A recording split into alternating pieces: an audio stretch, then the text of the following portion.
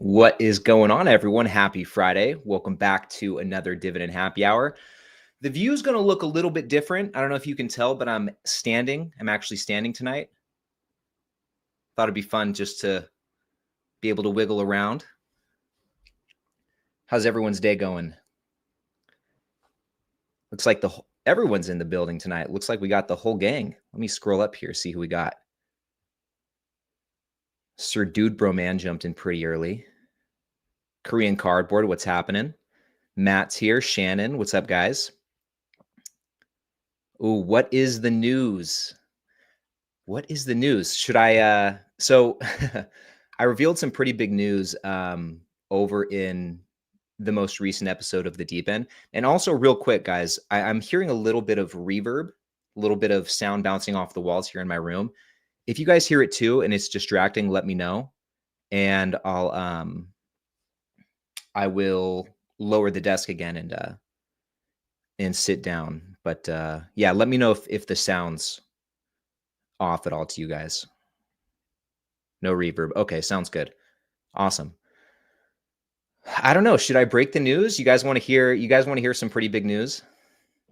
I mean, I'd love it if you guys went and checked out the Deep End episode just to get it there. But I can break the news here to you guys if you guys want. Also, before we move on, real quick, I'm glad both Matt and Chris are here. I'm glad we got the mods here. So last time we did the live stream, there was the blurry background's normal. That's just because of the camera right here. It's the aperture on the camera. But anyway, I'm glad you guys are here, because last time we did the stream here in the live chat, I don't know if some of you guys remember this, but we got just inundated with a ton of spam comments towards like the end of the stream, to the point where, and they were not saying very nice things. Those of you who were here probably saw it. I ended up ending the stream abruptly, just because it was getting really bad. They were saying things like, literally telling me like, go hang yourself, kill yourself, saying not very nice things. And so anyway, all of that's to say, I hope you guys are on your A game tonight. Just in case they come back, I did change the settings. In the stream a bit, to where now, to be able to be in the live chat, you have to be a subscriber for 10 minutes. So hopefully that mitigates some of that. Yeah, I know, weird things to do. Hopefully that mitigates some of that. But in case you guys were wondering what happened to the stream last time we did that, I kind of lost it. It just became too much for me. And it got to the point where I just couldn't even get a word out, because that was all I was fixated on. So I kind of freaked out.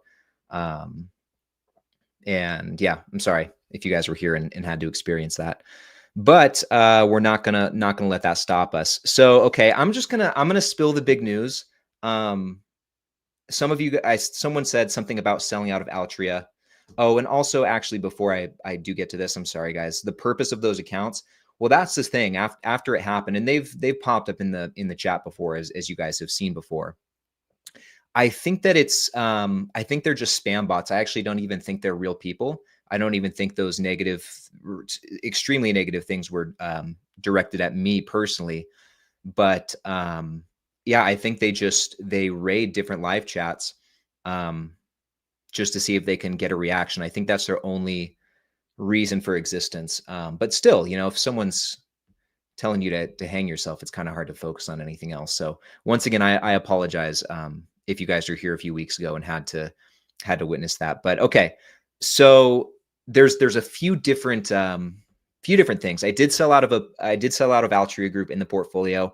I'm not going to go into too much detail on that tonight, because first thing tomorrow morning, I'm going to be putting out a full video talking about why I sold it and how I reinvested the proceeds. So you guys will definitely have to check that out. That's one big piece of news. Number two, let's jump over to the spreadsheet real quick. No, unfortunately, I did not hit that $100,000 mark, but guys, we were so close. There was one point when I was talking to Ari, actually, in the Deep End on Wednesday. there was one point where the portfolio value got up to like $99,200. We were less than $1,000 away. But as you all know, today was just a terrible day on the market. Ended up being down 1.4%, down almost $1,400. So such is life. I mean, of course that was going to happen. The universe is really, really testing my patience. It really wants me to work for this $100,000. And in the grand scheme of things, I'll be better off for it. But we'll get there eventually. And with that said, I want to put it back on you guys. Obviously, today was very red. How down were you guys today? How big were your losses today in your portfolio? As you can see, I was down 1.4% in both the taxable and the Roth. But I want to know, how down were you guys? I'm curious to know. And thank you guys all for the supportive comments. It's crazy. It is it's crazy to see freeze. No. Yeah, it's crazy to see how much negativity there is out there. And it's so easy to do. It's so easy to just create an anonymous profile and go and just be a jerk. And a lot of times it's just projection. But like I said, projection of one's own unhappiness is what I mean. But yeah, like I said earlier, though, I think they're just spam bots, and hopefully we don't see them tonight. But if we do, we've got our friends Matt, we've got Chris. They're on the money with it. So, but yeah, let me see what you guys have to say. So, Alfredo was down. Wait, 48? No way. You were not down 48%. Was it really 4.8%? Or I'm guessing that was 0.48%, right? I'm guessing 0.48%, in which case that's very solid. Good job. Matt was down about 1%. Good job. Korean Cardboard down 0.7%. Nice. Nice. Oh, Mark almost hit 30K yesterday, was over 29.5, and then today happened. Yeah. Same boat. You're in the same boat I am, man. We're right there. We'll hit it though. JJ. Yeah. Well, congratulations on officially seeing it, even though it was, short-lived. At least you made it, man. At least you can say you hit six figures in the portfolio. And that's kind of my thought too, as I've been thinking about this milestone and how touchy. And I know, guys, we haven't gotten into our usual dividend happy hour stuff. We're just winging it tonight. But I was thinking about this milestone and thinking, what's going to happen is, as soon as I hit $100,000, I don't want to celebrate, and I don't want to celebrate too much, just because things have been so swingy lately. Today being perfect, being a great example of that. Really this week, actually. And so I don't want to celebrate too early, because I know, one bad day and we could end up back down below it. So I hear you, man. David was down 1.3%. Yeah, pretty similar to me. Vasco did really well, down 0.39%. Good job. Dalton, also very solid performance, down 0.6%. Shannon was actually up today. Shannon, how in the world did you end up today? Let us know. What were some of your top performers? Marcus was down 0.2%. Tesla, okay. We'll get into our cheers in just a moment, guys. I got a new soda. You guys probably already saw it. I got a new soda tonight that I'm excited to share with you. Really, really good. Let's see what else we got. Sam was actually up, bought some puts on SPY. Good job. Nice. Mike was down 0.4%. Man, you guys crushed me today. Absolutely crushed me. Chris was down 0.68%, not counting 401k. Chuck, bet half your lot. Yeah. Visa ended up being down. Visa was by and large the biggest loser. Visa ended up being down about 5%, but I had some others too that saw, some decent drops. KRC was down 2%, Lowe's down almost 3%, Snap-on down almost 3%, Clear Secure down almost 4%, Zoetis down 2.6%. So it wasn't just Visa, but yeah, they were one of the biggest culprits. They were the biggest culprit for sure, which I actually do not mind. I would fully support more of a pullback in Visa. I'm not even going to say if it, because it's not going to last. I mean, it's not going to last. It'll go back up. We won't get that lucky. We won't get lucky enough to see it at $300 per share or around that. I mean, never say never, but Anders was down 0.7%. Nice. Andrew, portfolio was still green for the day. Good job. There you go. Okay, Sir Duderman down 2.35 in the individual and down 1.84 in the Roth. Okay. Adon down 0.9%. Thought I heard peanut. Mark's down 0.8%. Taylor down 1.2%. Nice. Yeah, you guys all crushed me today. All crushed me. Let's see. Aussie dividend. Don't know how much I'm down in a single day. Currently up overall 9.08%, excluding retirement. Okay. Well, nice. Sir Duderman, what happened with Visa today? So I think it was announced that some of the big retailers like Amazon and Walmart are going to come out with are thinking about coming out with their own stable coins, which essentially would allow them to bypass traditional payment networks like Visa or MasterCard. And to my understanding, you guys can fill in the gaps here in the chat. But to my understanding, basically what this would mean. So let's say that they roll out with their own stable coins, right? You've got the Amazon coin, you've got the Walmart coin, whatever. And theoretically, any business can do this, right? But let's just stick with those two. Let's say you want to buy something from Amazon. Well, what you can do, or theoretically how this might work, is you can exchange your US dollars with Amazon's stable coin. And there's probably going to be like a 1-for-1, one stable coin is $1. But you can exchange it, and basically that stable coin is now currency that you can use only at Amazon. And to incentivize that, they might give you, instead of paying like a 1, 2, 3% transaction fee to the card network or whatever it is, they might then just discount because you can bypass the payment network. They would incentivize you to go with the stable coin by giving you a small discount, 1, 2, 3%, whatever they're saving in those transaction fees, they would pass on to the customer. And so the thought is, if the customer can save those couple percentage points, then they'll start stacking up these stable coins. They'll start buying the currency of Amazon or Walmart or wherever they're shopping. And keep in mind, like, these currencies, these stable coins can only be used at those retailers, at those businesses. You can't use an Amazon stable coin at Walmart and vice versa, and, apply that to any other business out there. And so that's kind of the gist of it. But I was reading some of the comments about it on Seeking Alpha, and a lot of people were saying, isn't that just kind of like buying a gift card? And I was thinking, yeah, that's pretty much the same thing as just like buying a gift card. And I was thinking too, like, as it pertains to Starbucks, you load your Starbucks rewards with points or whatever. You put money in your Starbucks app. It's the same exact thing. So, long story short, that's the big reason that Visa and some of the other card networks and stuff like that dropped today. And like I said, fill in any of the gaps that I might have missed here in the chat, but that's my understanding of it. And it's not even that serious of a thing. I think the verbiage they used was they were thinking about coming out with this stuff, but I don't know. I don't know. At this point, I don't think it's anything to be concerned about, but we'll see how things play out. Derek said, the deep end helped me a lot. I was in the process of touring places, and the episode was basically Ari saying that you need to leave the nest, and living at home to invest. It just isn't realistic. Yeah. We actually got a lot of pushback in the comments about that sentiment, and I understand it. And I think the thought was we were coming off as judgy for people living at home,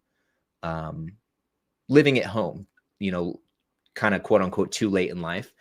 And at least from my point of view, yeah, I don't know that necessarily applies to people in like their younger 20s and stuff like that. I think that's still pretty kosher. And I did that. I lived at home till I was 20, and then went away for a bit, went away for a few years, lived on my own for a few years. And then there was like a 6-month period of time when I was like 23, 24, I think, where I had to move back in with my folks, and it was tough. But it was helpful. It was very helpful. I needed to go back home and save some money. And I wasn't there very long, though. When I was home, I made it a point to get out of there as fast as I could, not because I don't love my parents, and not because it wasn't, it was fine. But I just like my freedom. I like being on my own. I like having my independence and doing my own thing.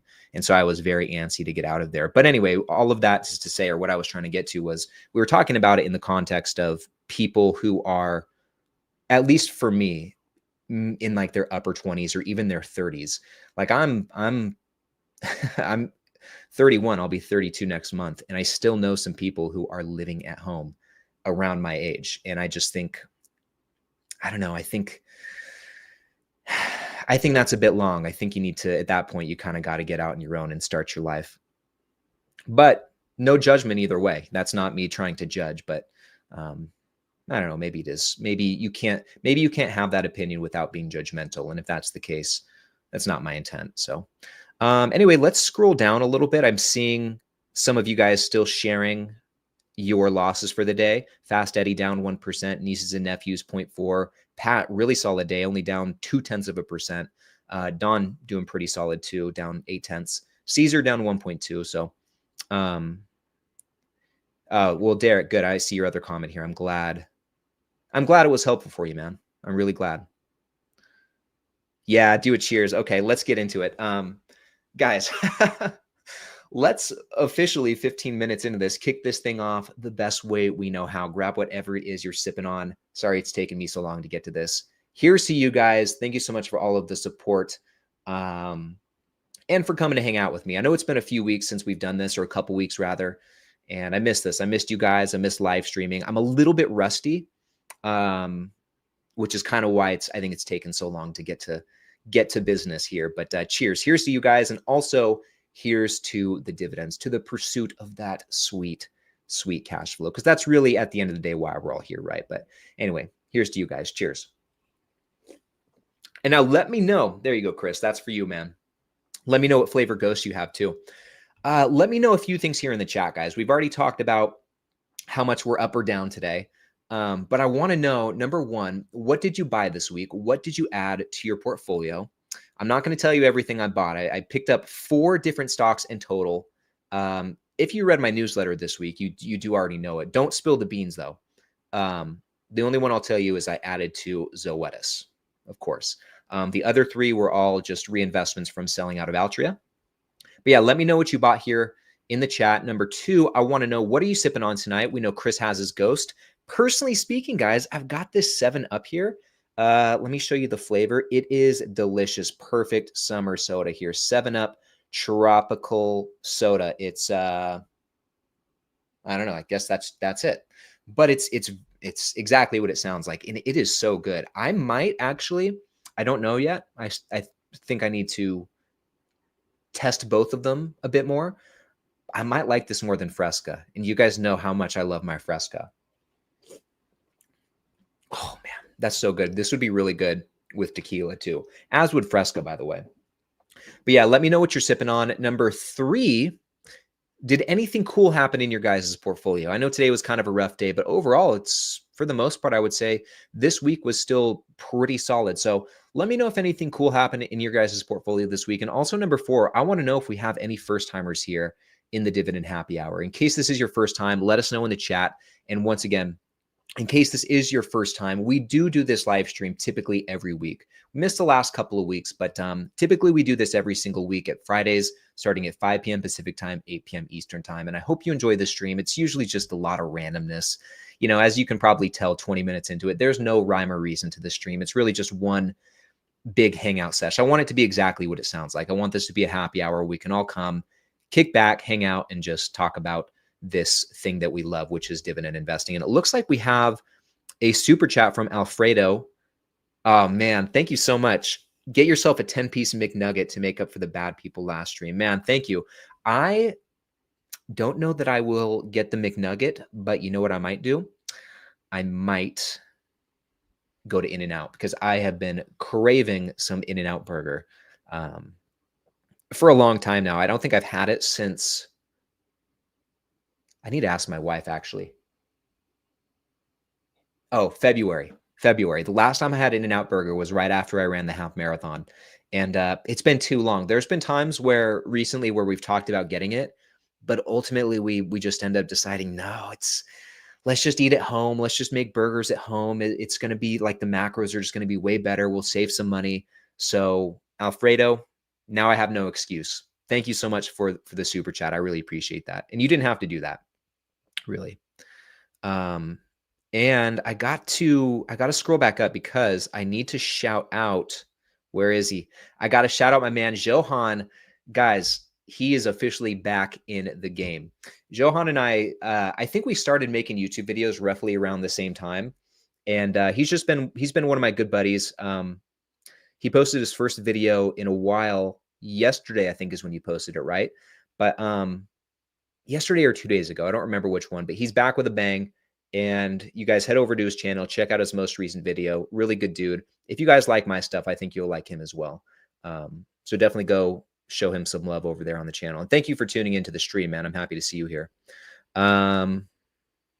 Let's keep going. So yeah, as far as you guys' buys, I see Dave bought some lows.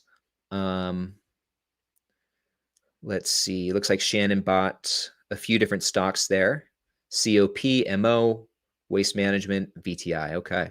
Uh-oh, look who else we got in the building. It is just a live stream of all-stars tonight. We've got Johan.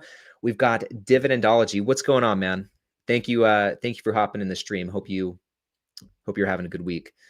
Hope you're having a good week. Dividendology sent us all a really nice email earlier today. Just there's like a big spam, like basically someone impersonating someone from Snowball Analytics, emailing a ton of creators, trying to get them to be a part of, like, I don't know, some campaign or something or other, but it was not legitimate. And so he reached out to, like, sent an email to over like 40 of us that were on that email thread, and was just let us know, hey, this is not legit. So thank you for doing that. I know this is crazy. This is crazy. Let's see. Let's keep going. Good chat tonight, guys. So far, we're off to a great start.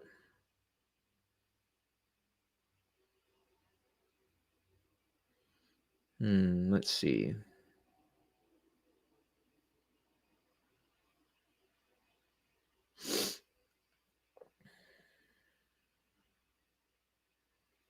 Uh-oh. This is my wife, guys. This is true. This is true. She's always got the Starbucks loaded up.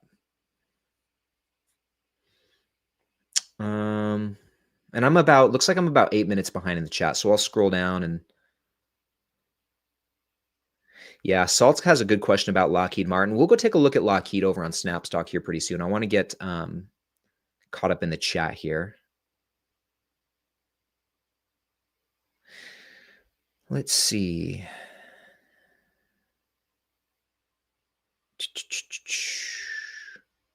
Good chat.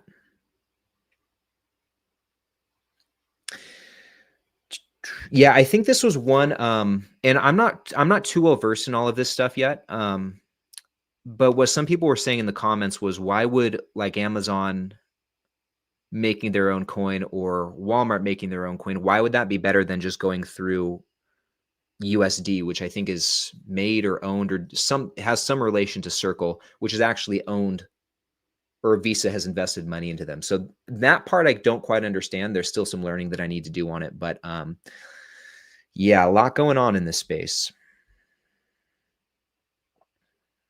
Let's see.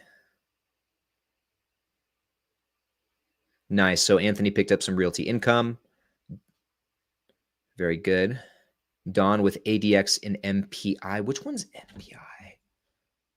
Which one's ADX?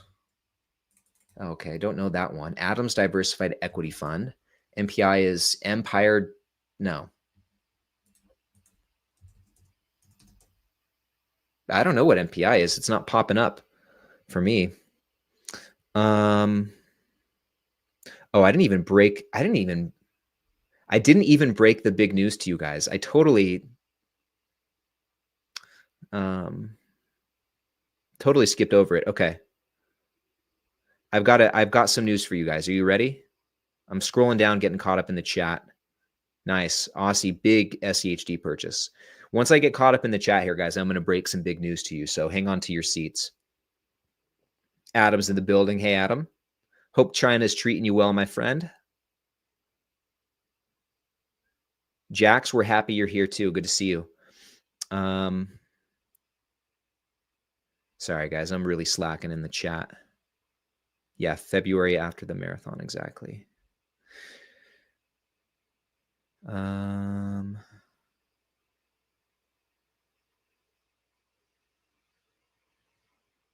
Let's see.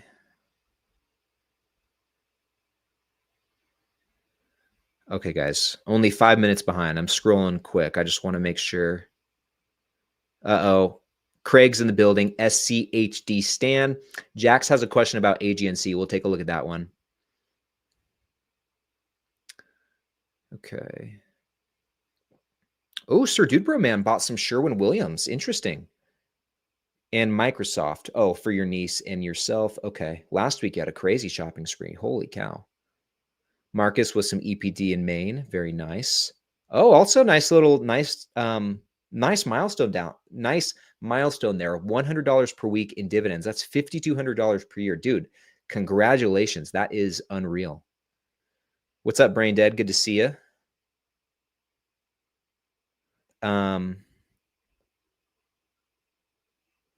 Let's see. Yes, I mean, Dave, I'm a low shareholder myself. The share buybacks have been great. Historically, the dividend growth has been great as well, but their most recent one, a lot lower than the average growth rate. But I'm happy to see any sort of growth. I think it was still about 6%. I think it was 5.8% if I'm remembering correctly, and I'll take it. You know, considering what's been going on, I feel like their whole industry has been kind of it's not the most ideal setup for their industry right now. So I'm still happy to see some sort of dividend increase. Better than nothing for sure. And on that note too, WP Carey also just announced a dividend increase, 1.1%. And I think they've increased their dividend for the last 6 quarters in a row now, which is great. Oh, brain dead. Okay. Well, okay, here we go. So yeah, it's the cat's out of the bag now. Okay, I'm all caught up in the chat. So, guys, the big news is the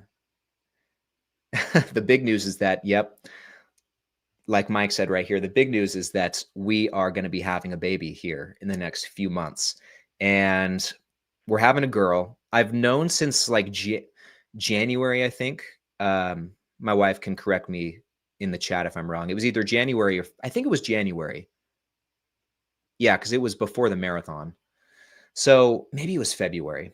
But anyway, I've known since the beginning of the year. Hi, you wanna hop in? I'm gonna show Bump. Oh, you want to show Bump? There she is. Bump. Here, there she is. Can't really see it. Yeah, it's coming along there. It's low. It's a low bump, huh? Yeah. Yeah. When did you tell me? January or February? End of January. End of January. Okay. So yeah, we've known now for almost half the year, and it's been hard not to talk about it. It's been hard keeping it a secret, and thank you guys. Thank you so much. Yeah, so it's been hard keeping it a secret, and I was gonna announce it in a vlog, like do a whole video, because we're just now starting to put together the nursery. Thank you guys. It means a lot. But on the deep end yesterday or a couple days ago when we were talking, it just kind of came out. So the cat was out of the bag, and I knew, honestly, as soon as I announced it there, I knew it was like, all right, I'm not going to be able to do a whole vlog thing now because it's going to come up here in the chat. So, which is totally cool. I know, Chris, now you have to open a portfolio for the baby. I've already looked into that, and I actually would like to get your guys' opinion on this, if you don't mind, those of you who are parents. What did you do for your kids? Did you or have you done just a custodial account, or did you do a 529 as well? Or did you just do one or the other? Yeah, thank you guys so much. Wow. Awesome. What did you guys do though? Because I've been looking into this. And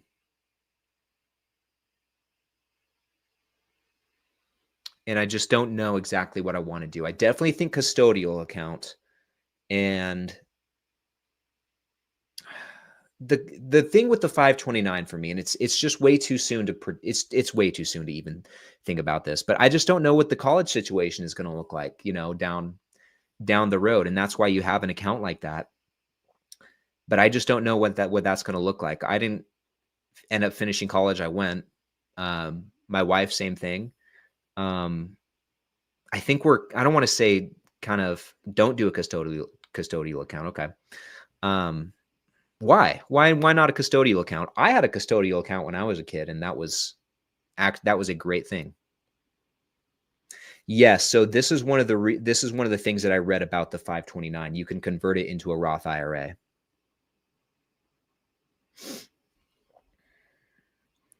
So I think just because of this right here, the 529 is a must do.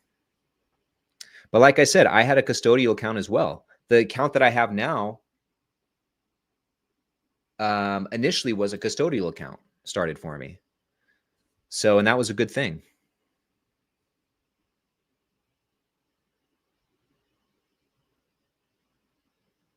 Okay.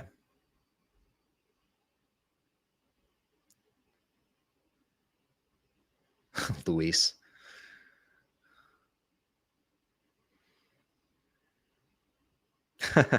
That means a lot, Basco. I appreciate that. Funny how I can get happy with that news from a person that I knew 5 months ago in this channel. Yeah, that's awesome. Thank you guys so much. Did both. Okay.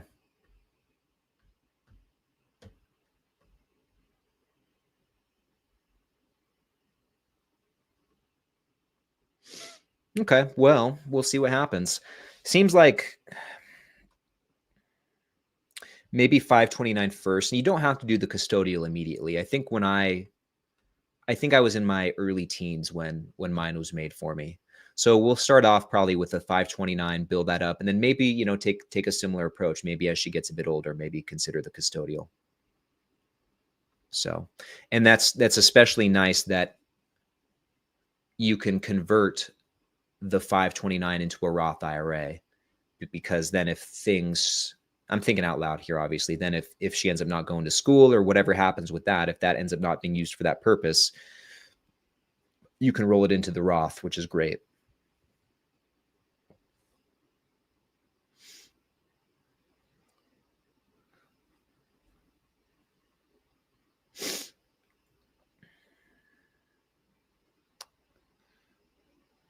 Yeah, this is true. This is true. It'll be interesting to see what all of education looks like, you know, 18 years down the road, almost 20 years down the road.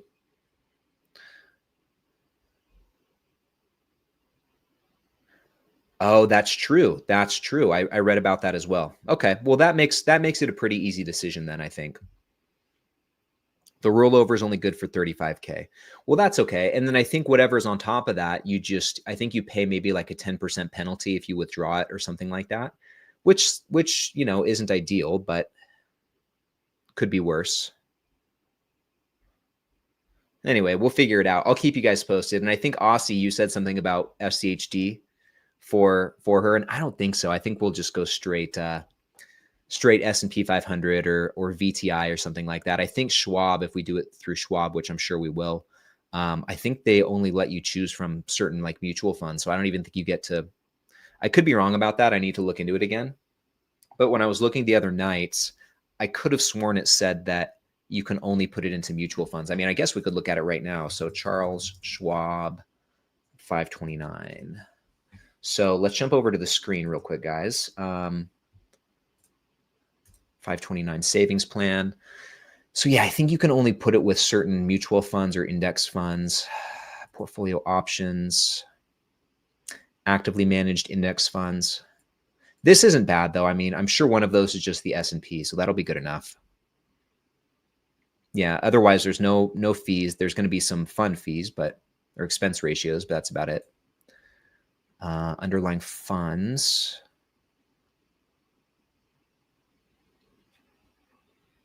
Several portfolios. So will this tell us which funds? Yes, it will. So domestic stock, international stock, money market.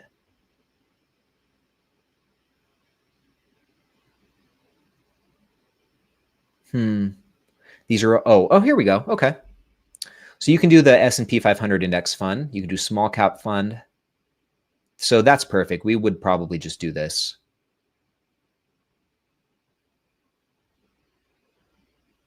Nice, nice and easy.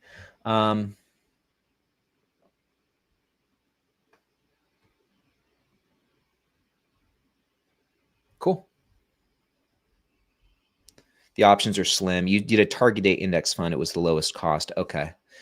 Okay. So it sounds like you guys are. You were just joking about SCHD. Yeah. Yeah. But you know, this is a good option. Keeps it simple. Why not? Why not? Capworld has a question about PGR. I don't know this. Oh, Progressive. I don't really know, to be honest with you. I really don't spend much time thinking about or looking at insurance companies. It's not really my cup of tea. So truth be told, I'm probably not the best person to ask about that. I wish I had a better answer for you, but it's not really up my alley, really.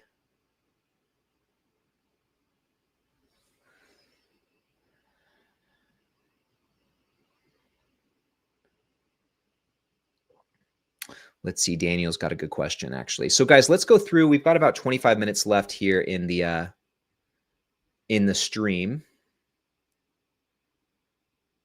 Ossie's got a good question too. We'll save that. Yeah, Jax, we'll go through your question about AGNC. So I have 4 questions here saved here. So we'll go through them one by one and fill up the rest of the time with in the stream with this stuff. You guys know how that goes. So this first one, guys, comes from Salts, who says, first paycheck of the summer job came in, thinking about buying some Lockheed Martin. Wondering if you have any thoughts regarding them. Yeah. So Lockheed's been a pretty good, defense company. One of the big guys. I actually used to own, let me show you. I actually used to own, where is it? Yeah, I used to own some Lockheed Martin back in the day and did pretty well with it. So I ended up selling it about 2.5 years ago at this point. Let's zoom in a little bit. I ended up selling it about 2.5 years ago, back in 2022. And I didn't have a huge position, less than 4 shares, but what I did have did pretty well. My average cost was $350, sold just under $500 a share. And we can see that right now, a few years after the fact, it's hasn't quite touched that. It's getting back close to that. But I ended up locking a 44% total return in with Lockheed Martin. So ended up being solid. But yeah, let's take a look at it. From my recollection, it's been a pretty consistent company. The snap score is not the best. Low growth, low profitability. Actually, it just gets better as we go down the list here. The colors get better too, all 5 different colors. That's kind of nice to look at. But anyway, let's scroll down, taking a look at what's going on here. So yeah, like I said, pretty consistent, right? Pretty consistent growth. And I would say that this actually looks better than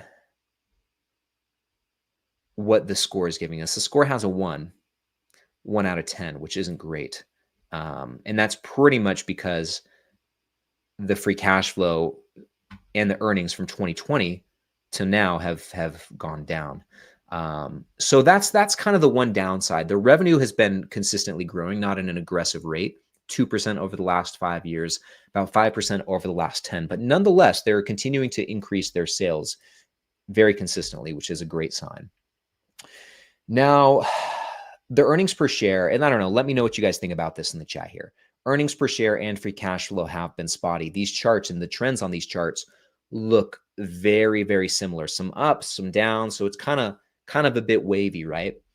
Ideally, we'd like to see something a bit more consistently up and to the right, but it could be worse. At least it's not going down. So they're holding on to their earnings per share. They're holding on to the free cash flow per share. But with this, Lockheed has paid a growing dividend. Now, when you pair that growing dividend with stagnant earnings per share and free cash flow per share, we can probably expect to see the payout ratio going up over time. We'll take a look at that in just a moment, but that is one thing that you'd want to keep an eye on. Another thing that we are seeing here with Lockheed, and maybe this is why the profitability is low, is because the margins are declining. So that's not a great sign. Even though they are increasing their sales, their cost of goods sold is increasing over the years. So since 2019, the margins or the gross margin has gone from 13% down to, I guess, 10% in the trailing 12 months. And it's not all been down. 2023, it actually was higher than where it was in 2020. But we can tell just looking at the chart, the general trend on the gross margins and the net profit margin and also the free cash flow margin, probably it's clearest to see here, is down. So profitability is declining, not great. Meanwhile, while that's going on, debt is increasing. That's not the end of the world. It looks like the net debt's gone from 8 billion to about 18 billion in the last few years, but it still looks manageable. The net debt to free cash flow is still 3.36. So even though the debt is increasing, it doesn't seem like they're too over levered just based on that. But with that, the interest coverage has started to slip. Now I take the Kevin Burgess rule of thumb with the interest coverage and look for about 8. This is 6.7, so it is a bit below that threshold. Looks like this is the only year where that's been the case. But looking at the trend here with the interest coverage, it's been cut in less than half. In 2021, it was 16, now 6.77. So it's starting to slip there. Okay, so now getting into the dividend stats. Pretty moderate, in both departments, the yield and growth. We're getting a 2.6% yield, a 7% or so 5-year growth rate, and 8.5% 10-year. Dividend growth has been consistent like we established. It is slowing over time, which would make sense. And what we said earlier is turning out to be true. As time goes on, the payout ratio is trickling up and up. It was 40% in 2020. Now in 2024, it's 57%. Still, there's still room here to continue paying and growing. So it's not super dire, but this is a trend you'll want to keep an eye on. And the trend does look to be a bit more severe when we look at the free cash flow payout ratio. In 2020, it was 42. 2021, it was lower, 38. But anyway, since 2021, it's gone from 38 to now 57 in 2024. So pretty similar, actually pretty spot on to where the earnings payout ratio is at. They've done a good job of buying back shares though. So at least that's good. So overall with Lockheed, it seems like there's some good, there's some bad. Personally speaking, it's not a company that I feel like I would need to own. I get the merits of owning I get that, not merits. I understand the appeal of wanting to own a defense company. But there just doesn't seem to be much growth with this one. Yeah. What's crazy, actually going back over here real quick. What's crazy is the share price, according to this, got up to, and I didn't even realize this. Share price got up to $609 per share towards the end of last year. That's wild. I did not realize that. So anyway, that's my take on Lockheed. Let's see what's going on in the chat real quick.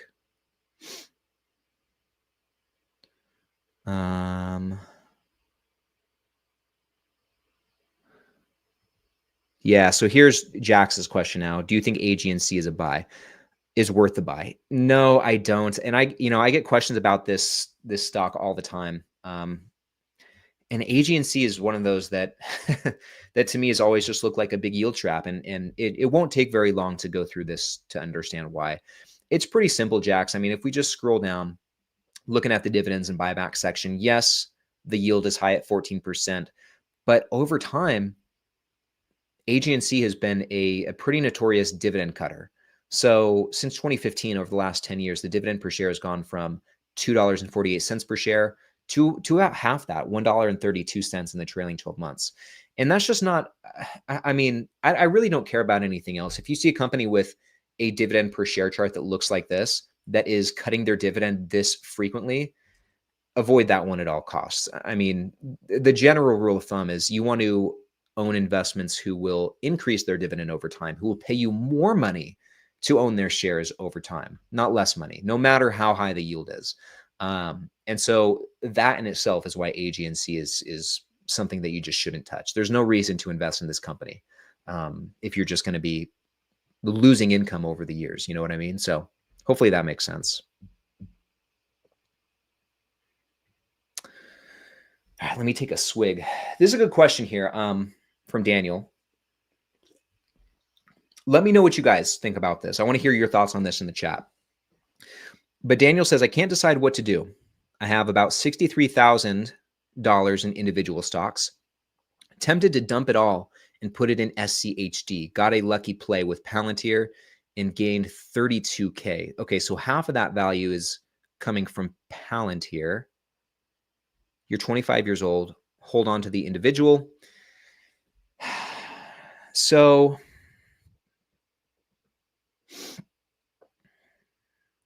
let's see. Yeah, let me know once again what you guys think about this in the chat. But here's the thing. There's a few different sides to this, and I want to try and put all the cards on the table. So on one hand, it really depends on what you think about Palantir. You've seen, I don't know what your percent gain is with Palantir, but obviously you've seen a very substantial gain. Half of that value that you mentioned is coming from that one stock. And I think when it comes to stocks like Palantir, which I really don't know too much about, but I do know the momentum with that one is crazy. That one is being hyped up a lot. And I think we can all agree that at least in part, that is some of the reason why the stock has seen such a substantial run up, is just because of all, the hype and momentum surrounding it. And that doesn't make it a bad company, but that is what's having an impact. One of the things having an impact on the stock's price action. And so I think as an owner of a company like that, you have to ask yourself, how long can that go on? How long can that momentum be sustained? How long can this stock be driven by hype before the hype runs dry and people decide to move on to the next cool thing? Because that's what it is right now. It's the cool thing. It's the cool thing to invest in. This one, Hims is another one. SoFi is another one. You know all the names. And there's always going to be stocks like this. And once again, this doesn't make them bad companies, but there's no denying that some of the share price is driven by hype and momentum. It's the cool thing to do. It's supply and demand. They're in high demand right now. And obviously, like, you're a great example of this. You can make money with those types of stocks. But once again, you have to ask yourself, how long can that last? And so timing becomes a very critical component to making money with these, because you're up 32K today, but it could just as easily, it could dissolve just as fast, just because that's how hype and momentum works with this stuff. So anyway, with that said, I think you have to ask yourself, and I've said it 5 times already, I'm sorry, how long can this last? If you think it can last a bit longer and you have good reason to believe that, then maybe there's not, maybe ride it out a little bit longer. I don't know.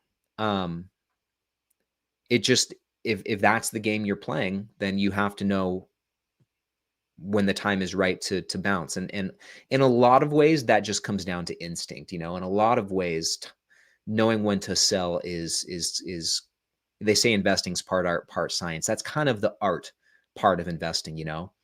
Sometimes it just comes down to a feeling in your gut that it's time to sell. And maybe you're getting that feeling right now. I've done really well with this. Maybe it's time to cut and run, quit while I'm ahead. And I actually don't think that's a terrible idea. So that's one side to it. But then the other side of that, and this is kind of the downside of locking in gains, is, man, you're up $32,000. You're seeing a $32,000 profit. When you do lock in those gains, that's a pretty substantial tax burden that you're going to be dealing with come the end of the year. And I mean, you can plan for that. You just set aside, 20% if it's a long-term capital gains. You can set aside 30% of those profits if you really want to be safe. And then whatever ends up, you don't end up having to pay, you can just reinvest. But so you can account for that, but that is the downside to it. And I guess with that said, unfortunately, that's a bridge you're going to have to cross at some point. Whether it's now or down the road, you're going to have to, pay the tax bill at some point. So with that said, I think that's what it boils down to. How long can this rally last? How much longer will people be interested in this stock? I don't know. I really don't know. That's the $32,000 question. But if and when you do decide to sell, here comes the next part of the question. Do I put it all in SCHD at 25 years old? I don't know. It just depends what your goals are. Are you trying to optimize for, more cash flow this early on? Are you trying to, which honestly, by the way, investing in something like Palantir and investing in something like SCHD, to me, those are two totally different games. You're investing in these things for two totally different reasons. So I think you need to ask yourself that too. Why am I investing? What do I want out of my portfolio? Yeah, what do I want out of all of this? What's important to me in an investment? And if SCHD aligns with that, then sure. But if you're looking for something with a bit more balance, then maybe don't go all in on don't go all in on SCHD. Maybe pair that with something like like an SCHG or the S&P 500 or something like that. I think that type of balance is never a bad idea, but that's just me personally. And I know I'm all over the place with this question, or with the answer to this question, but it's a tough one, man. There's so many variables at play here, and a lot of this just comes down to what you think is right and what you're going for. And unfortunately, you're the only one that can answer that. But hopefully, all this nonsense has helped you think through it a little bit. So, and real quick, this super chat came in a couple minutes ago from Jonathan. Thank you so much for the super chat, by the way. How is your investment with Limits Express going? Can we get an update video? So absolutely. Coincidentally, I just finished filming a full update video earlier today. And that's going to be going through my first 2 months of results with the store. So, which basically accounts for my entire first round of inventory spend. So, yeah, I just finished filming that today. I'm going to edit it tomorrow, and it should be going out on the 17th, which is Tuesday. So next week I'll be putting out that video. And thank you, man, for the super chat. I appreciate that. Let me go up here in the chat and see what I missed, see what you guys have to say. I want to know what you have to think about this Palantir stuff. Oh, there he is. Hey, buddy. I gotta say, guys, I like this standing thing. It's kind of easier to think on your feet, Plus, you get to do this. You get to groove a little bit, which maybe for you guys that's not the best thing. Maybe I should sit down. Okay, so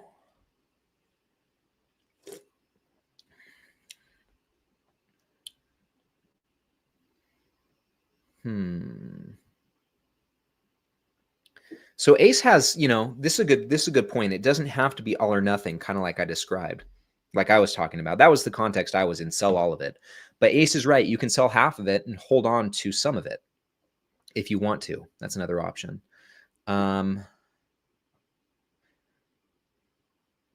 Yeah, what else we got? Yeah, Joey says you can pull out your original investment, which so basically, yeah, pull out your original investment and leave some of the gains in individual. Put the original in an ETF. That way you're playing with house money. That's true. That's true.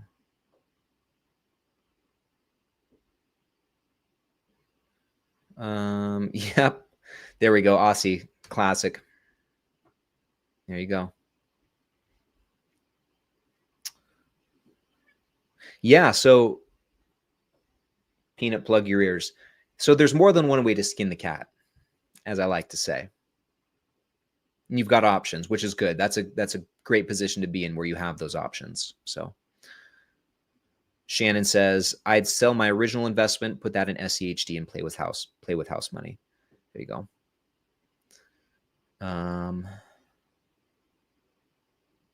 Okay. So guys, we have, yes, Adam says the cool ones are good to trade. I bought some HIMs and actually bought a large position in OKLO when the guy, I don't know this one, when the guy from the company was elected to energy director. Yeah. So, and that's the thing, you can make money doing this momentum investing. I mean, it's what a lot of people do. You just have to know what to look for, know where people's attention, and know what's becoming cool. You can ride that wave, and basically, you're a surfer is what you are. I know. I told him to plug his ears, to be fair. Okay, so let's go through this last question here from Aussie says, let me restart that. Let's go through this last question from Aussie, who says, what's everyone's opinion on keeping some money on the side, like dry powder to throw at an investment that shows up that could be a good business, thinking to setting aside roughly 75 per week. This, I I don't think it's ever a bad idea to have some dry powder, to have some ammunition ready to go for those times where things do head south in the market. Um, I think in my experience, this is so much easier said than done. It's so hard to actually put this into practice, but I think you presented it in a good way. I'll set aside X dollars per week, which probably that's not like your entire weekly contribution, right? Maybe you said 75 a month. I don't remember, but either way, setting aside, balancing some going right into your portfolio to buy stocks and then keeping some ready to go for when these opportunities come, you're ready to strike. And so I never think that's a bad approach, but for me, it's always been easier said than done. Yeah, 75 a week with normal investing bring 2K. Oh, with normal investing being 2K a month. So yeah, I think that's a pretty that's pretty good. You're still putting most of your money to work in the market, and holding on to, building a small nest egg for when the time is right. What you could do as well, if you felt obliged, you could also take your dividend income and instead of reinvesting that, put that towards your cash position. And the thing, I mean, once again, there's more than one way to skin the cat here, but one thing, and I guess the thing about building a cash position too is it doesn't even have to be in perpetuity. Like you can set a limit. Like I'm just going to build, a 5K cash position or a 10K cash position. And then, you could put a cap on it if you want to as well. Oh, Lance set one up for his son on Acorns. Nice. I'm guessing a custodial account is what he's talking about. Pretty crazy though, huh, guys? Going to be a dividend dad. Going to have to get some shirts made or mugs made. So I've always wanted to, not always, but for these last couple of years, I've wanted to start my own coffee mug company. I thought that'd be kind of a fun and creative business to start.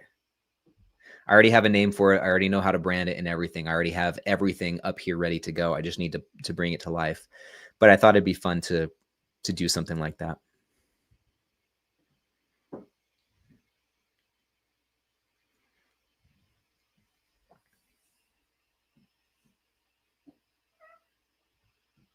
Hi, buddy. What do you see? Well, guys, it's about the top of the hour. You guys have any last questions for me? Any last thing you want to look at before we call it a night? I'm going to knock on wood. No spammers tonight, which is awesome. I think the 10-minute, setting that 10-minute chat limit is a game changer. Thank you, Divs. I appreciate that.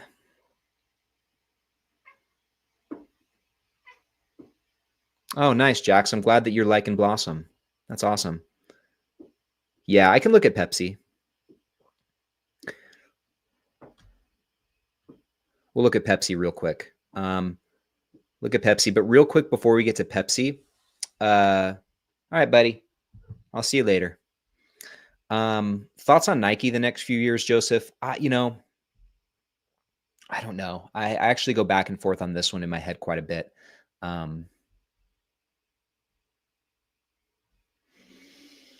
From what I've seen I can't really speak about it beyond this, but I've been keeping it like a close ear to the ground on Nike running. And for a while they were very out of favor. And we've talked about this before too. Some of the other brands like Hoka and On were coming in and just putting out better product than Nike. And also it didn't help that Nike pulled from a lot of their retail partners, pulled their shoes out of Foot Locker and wherever else and tried to go direct to consumer. I think their head was in the right place with that, but it ended up hurting them. It ended up being a bad thing. So, but anyway, all that was going on. And I have started to notice a shift in opinion about Nike's running products that they're putting out. for a while, they were not very well liked. Like they weren't putting out very good running products, but I'm starting to see that change. And I'm starting to see people actually get hyped on Nike's running shoes again. And I don't know what that means for the rest of the company, but from that very limited point of view, I do see the sentiment kind of starting to change in that one area. We'll see how it applies to the rest of the business, but ultimately with Nike, it's not a company that I find myself wanting to invest in for whatever reason. I just can never pull the trigger on it. It seems to be a bit different from a lot of other retail brands in the sense that it's always been in favor, but I don't know. It's just not something I can ever get interested in. But let's look at Pepsi real quick, guys. Take a look. Now, one of the big concerns with Pepsi, as I'm sure a lot of you guys know, is, wow, they're down 20% in the last year. One of the big concerns with Pepsi, what is the meaning of life? I don't know, Adam. You would know better than I would, my friend.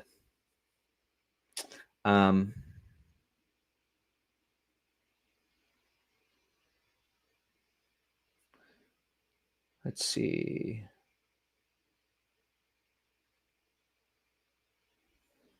Okay. Oh, Jerry, that's good insight.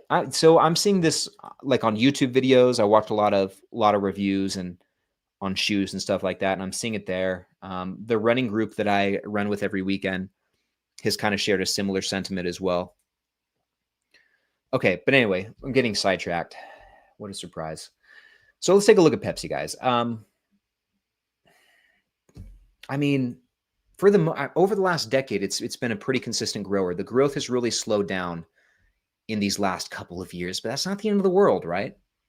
Earnings per share has consistently grown. Free cash flow per share, for the most part, has been, pretty solid since 2019. It looks like 2015 going into 2019 was pretty tough, but since then the general trend is up and to the right. So historically, Pepsi's been a pretty solid grower over the years on a quarterly basis.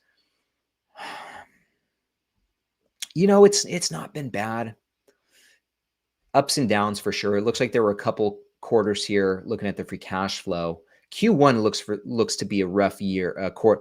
Q1 every year looks to be a tough quarter for them in terms of free cash flow. So maybe this is just normal for their business. Excuse me, but just looking at the growth numbers or the growth charts, it's not bad. It's been pretty solid. Looks like the free cash flow margin has definitely declined over the years, though. So I don't like that trend. Debt doesn't look to be too much of an issue.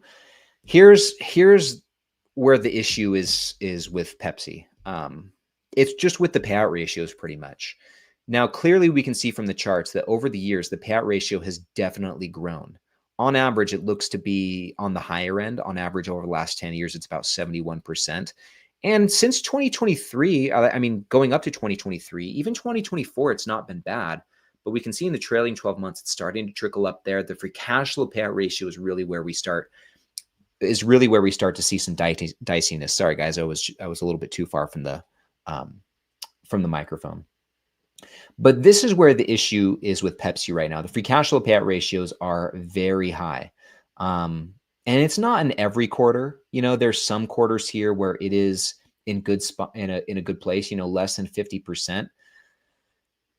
But it looks like, and this is interesting, it looks like after Q1, which, as we already established historically over these last couple of years, have been negative free cash flow quarters for them.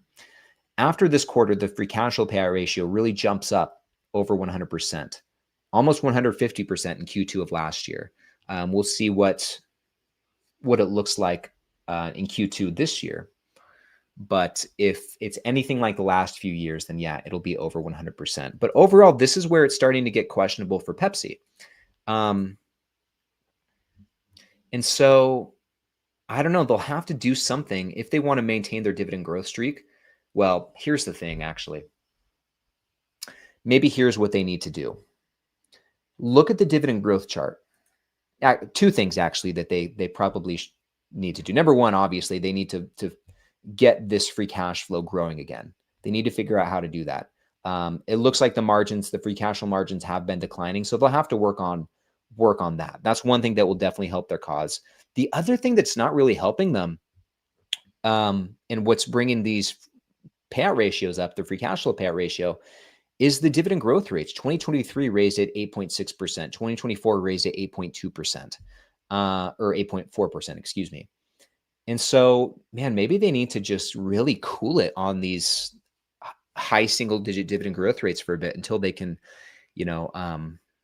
grow their free cash flow or raise their free cash flow margin. But I don't know. I think if they keep growing it at this rate, this number, if the free cash flow situation stays the same, it's just going to make this worse. It's just going to make the payout ratios even higher. So that's the big question when it comes to Pepsi. I think that, they can probably cruise for a little bit. I don't think they're in any immediate danger of cutting their dividend. But yeah, it's definitely something I'd keep an eye on. If I was a shareholder, I would be watching that like a hawk. And like I said, I think they can cruise for a bit with this. I don't think the dividend cut's coming right away. But I've said this so many times. I said this in my most recent video. A company can only do that for so long. They can only pay out more than they're earning for so long before it's no longer sustainable. So I don't know. I guess it's just just kind of a wait and see situation for now. I'm rooting for Pepsi though. I never want a company to cut their dividend. So, but anyway, guys, I know there's some other requests here, like to look into Coca-Cola, Comfort Systems, Regeneron, stuff like that. But guys, I do have to go. I can smell dinner. It's ready. We're having turkey burgers tonight and protein mac and cheese. And I don't want to be late for that because I'm excited for it and I'm getting pretty hungry. So, but yeah, guys, I just want to say before we wrap this up, though, thank you so much for hanging out with me this last hour. Really fun stream tonight. It was good to be back in the saddle. I honestly felt a little bit rusty coming into this one because it's been a couple weeks. The last live stream was not my finest performance. Had a little bit of nerves coming into this one, to be honest with you, just because of what happened last time. So I'm glad everything worked out. It's a lot of fun. I love doing this.